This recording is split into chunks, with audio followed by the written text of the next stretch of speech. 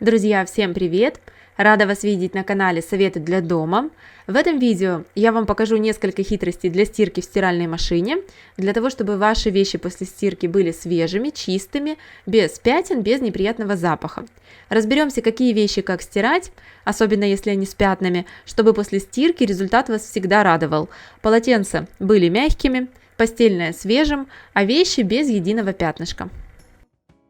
Если вы хотите вернуть мягкость махровым полотенцам, тогда во время стирки в отсек для ополаскивателя добавьте обычный столовый уксус.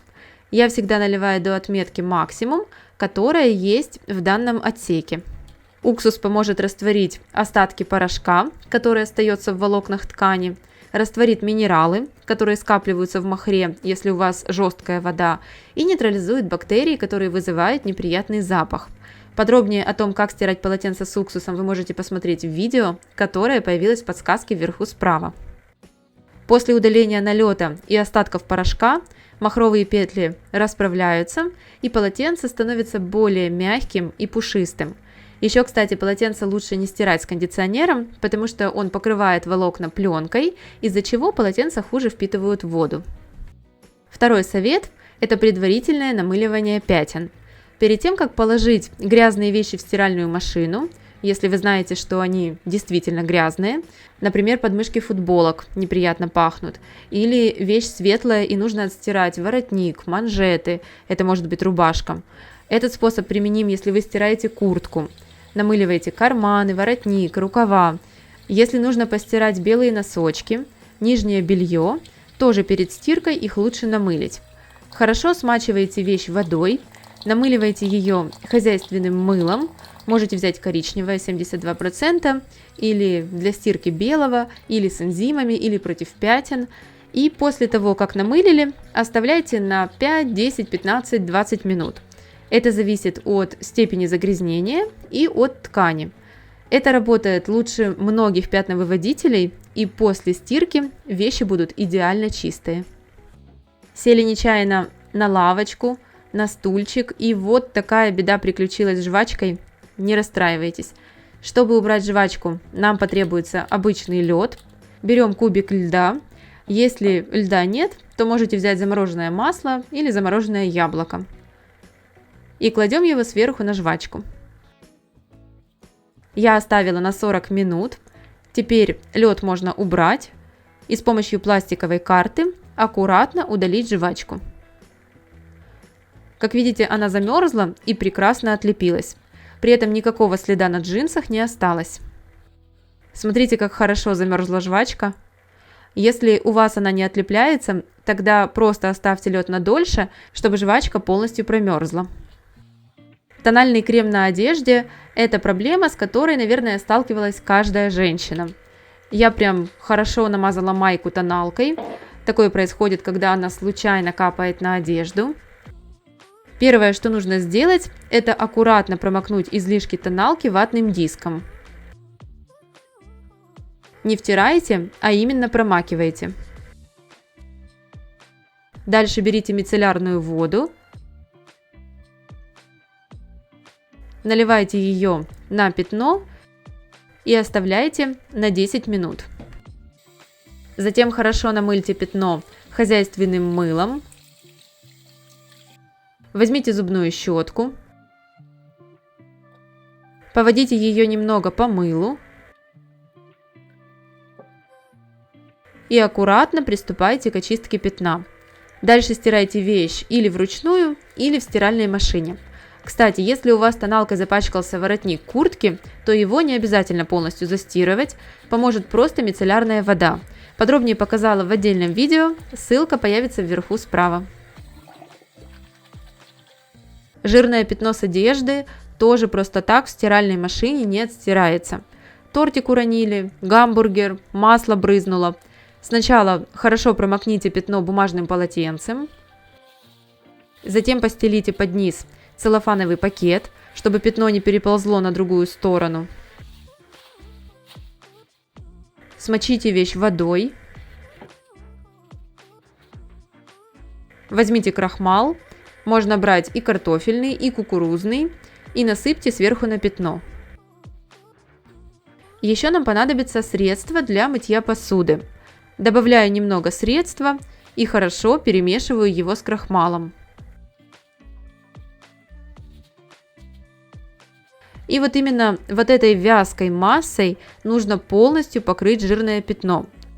Средство для посуды в данном случае лучше использовать прозрачное, чтобы оно не окрасило одежду. Через 15 минут убирайте целлофановый пакет, убирайте пасту и промывайте вещь под проточной водой.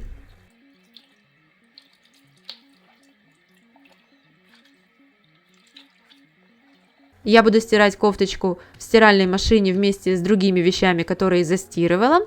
Вы же можете постирать вещь вручную. Чтобы постельное белье хорошо выстирывалось и во время хранения в шкафу не приобретало неприятный запах, тоже нужно придерживаться нескольких правил. Во-первых, правильно дозируйте моющее средство. Добавите много – не выполоскается, добавите мало – не отстирает. Во-вторых, правильно подбирайте режим стирки. Здесь все индивидуально, но я остановилась на режиме хлопок, температура 60 градусов и обязательно включаю дополнительное полоскание. Ну и для усиления качества стирки, вот сюда, в отсек для порошка, нужно добавить 2 столовые ложки нашатырного спирта. У меня самый обычный 10% нашатырный спирт, покупала я его в аптеке.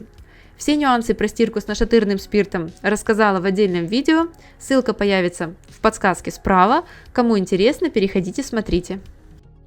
Если вы забыли расправить мокрое махровое полотенце и оно завонялось, или вы просто хотите вернуть мягкость полотенцам и убрать запах сырости, тогда возьмите таз, наберите в него 10 литров максимально горячей воды из-под крана, добавьте 3 столовые ложки соды,